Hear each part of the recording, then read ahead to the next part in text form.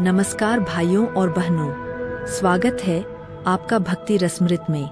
आज हम लेकर आए हैं अद्भुत पौराणिक कथा शिव काल भैरव की उत्पत्ति, पार्ट 1। ब्रह्मा और विष्णु का विवाद। अनादि काल की बात है, जब हर दिशा में शांति व्याप्त थी। देवता, ऋषि और प्राणी अपने अपने कर्म में तल्लीन थे। उस समय सृष्टि के दो महाशक्ति स्वरूप देव थे, ब्रह्मा सृष्टि के रचिता, विष्णु और सृष्टि के पालनकर्ता। दोनों अपने अपने कार्यों में निरंतर तल्लीन रहते थे। समय बीतते बीतते एक प्रश्न उठा, सृष्टि में सबसे बड़ा कौन है? यह प्रश्न धीरे धीरे अहंकार में बदल गया। ब्रह्मा बोले, मैं ही सर्वोच्च हूँ, क्योंकि मैंने ही इस समस्त सृष्टि की रचना की है। पहाड़, नदियाँ, आकाश, देवता, मानव सब मेरी रचना है। ब्रह्मा, उनके शब्दों में गर्व झलक रहा था।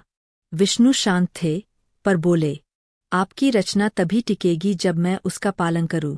संरक्षण ही सबसे बड़ा धर्म है। धीरे धीरे यह तर्क वितर्क बहस में बदल गया।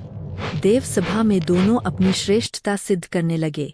देवगण और ऋषिगण चिंतित हो उठे, सृष्टि का क्या होगा? तभी अचानक आकाश में विचित्र घटना घटी। धरती से आकाश तक फैला अग्निस्तंभ प्रकट हुआ।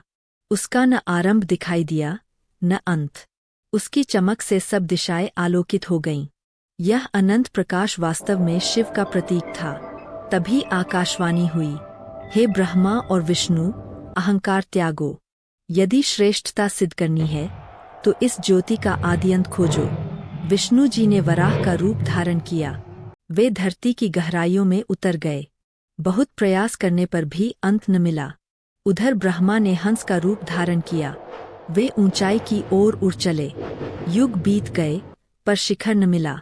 थके हारे ब्रह्मा को अहंकार ने छल सिखाया। उन्हें आकाश में मिला एक केतकी पुष्प। ब्रह्मा बोले, मैंने शिखर पा लिया। पुष्प को गवाह बनाकर झूठ बोला। उधर विष्णु लौट आए और हार स्वीकार कर ली। तभी उस अनंत प्रकाश से शिव प्रकट हुए। उनका रूप तेजस्वी और रौद्र था। शिव बोले, हे विष्णु, तुमने सत्य स्वीकार किया, इसलिए तुम सदा पूजनीय रहोगे। हे ब्रह्मा, तुमने असत्य बोला और अहंकार किया, इसलिए तुम्हारी पूजा इस लोक में नहीं होगी।